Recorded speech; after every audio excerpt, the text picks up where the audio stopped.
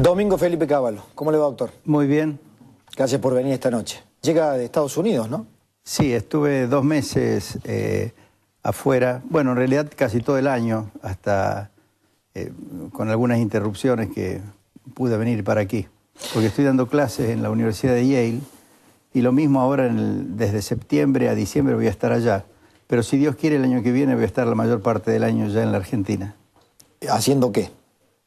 Bueno, trabajando profesionalmente y de paso también dando más opiniones sobre la realidad, ¿no? Porque creo que va a ayudar. Lo incorporamos a Mariano Grondona. Mariano. Doctor Cavallo, mucho gusto saludarlo, ¿eh? Un gran gusto, Mariano. Bueno, usted es el anfitrión principal, Mariano. Le cedo el convite. No, yo le haría una pregunta que a mí me tortura últimamente, que a lo mejor Cavallo puede contestar. El alejamiento de este gobierno de la realidad económica, ¿es real o es ficticio? Es decir, ¿el gobierno se da cuenta de que está diciendo cosas que no tienen nada que ver con la realidad o realmente cree lo que dice? No, yo creo que se da cuenta y han descubierto o creen haber descubierto que la mentira es una herramienta que se puede utilizar en política y en economía. En realidad, desde que vienen utilizando la inflación para producir ciertos efectos económicos, han estado utilizando esta herramienta, porque la inflación es un mecanismo de mentira, de engaño, que se introduce en la economía, ¿no? Por ejemplo, con un golpe inflacionario se reducen los salarios reales y se reduce el gasto público en términos reales sin que tener que tomar la decisión explícita de cortar salarios o cortar gasto público, ¿no? Y ellos, desde el año 2002 en adelante, advirtieron esta supuesta virtud, que en realidad no es una virtud porque después trae problemas muy graves, del uso de la inflación. Pero mienten en todos los aspectos, no solo en esto de, por ejemplo, decir no hay ajustes en la Argentina y critican a España porque está haciendo ajustes explícitos y sinceros. Ellos producen una cantidad enorme de ajustes, pero los producen de una manera insincera, de una manera tratando de engañar a la gente, ¿no?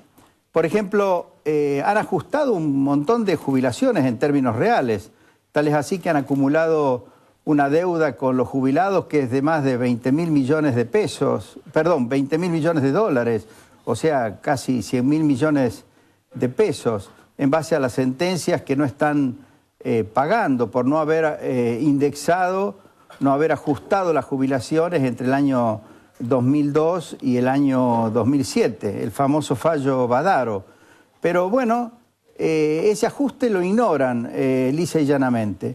Ahora están produciendo tremendos ajustes vía, por ejemplo, no actualizar el mínimo no imponible. Cuando hay inflación, obviamente, no autorizar el mínimo no imponible es cobrarle impuestos a niveles de ingresos reales mucho más bajos que antes estaban exentos.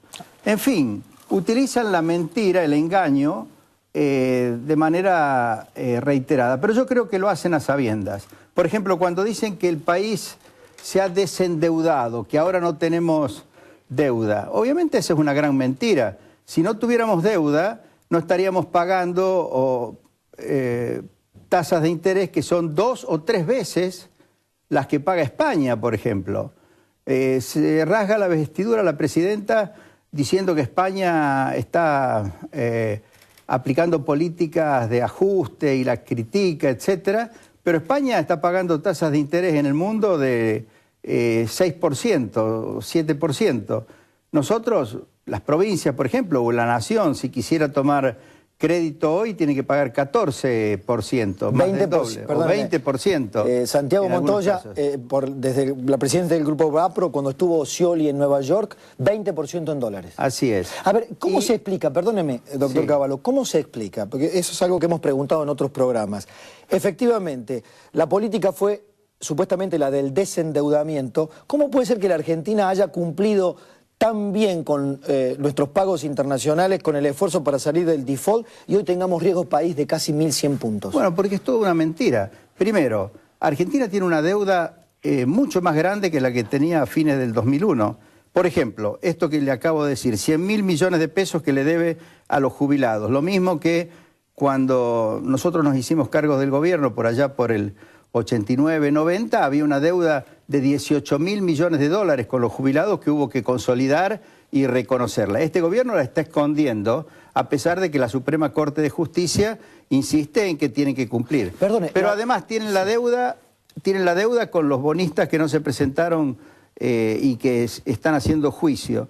Tienen deudas por lo que se llama el CIADI, que es un sistema de garantía de inversión que administra el Banco Mundial y en el cual los que se sintieron perjudicados por las medidas de expropiaciones y virtuales expropiaciones del 2002 han hecho reclamos.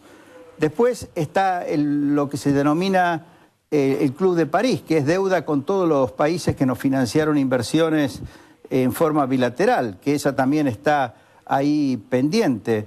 Y hay una cantidad enorme, deudas con proveedores. ¿A cuánta gente le han dejado de pagar en los últimos meses? No solo la nación, sino también las provincias. La Presidenta ha dicho en una de las cadenas nacionales, que ya no me acuerdo cuál de todas ellas fue, que la Argentina tiene hoy la menor relación deuda-PBI de su historia. Esa es una mentira, es una más de las tantas mentiras que este gobierno está diciendo. Si fuera así, si Argentina tuviera una deuda tan baja, imagínese, tendría que ser un cliente de crédito para cualquiera que quiera prestar desde el exterior o desde el interior, muy solvente, y tendrían que cobrarle tasas de interés como las que le cobran a Alemania o las que paga Estados Unidos. Y sin embargo estamos pagando tasas iguales a las que paga Grecia, y que son 2 o 3 veces las que paga España, que está frente a un problema y que está haciendo un ajuste precisamente para no tener que soportar tan altas tasas de interés. Hay como palabras malditas en estos últimos meses. Un hombre moderado como Roberto Labaña, que no precisamente creo que comulga demasiado con sus ideas, por ejemplo, no sé hasta dónde hoy, habló de la cercanía o la posibilidad o la proyección hacia un Rodrigazo si se avanzaba por esta senda. Otros materializan hoy una palabra que usted convirtió en una especie de profecía hace algún tiempo, que es la de estanflación. Después aparecen los otros que dicen, no, muchachos, no exageren, porque la Argentina no está de ninguna manera en condiciones de asumir o de enfrentar semejante abismo. ¿Dónde situaría usted la situación hoy? Claramente estamos en estanflación. En realidad entramos en estanflación ya en el año 2009.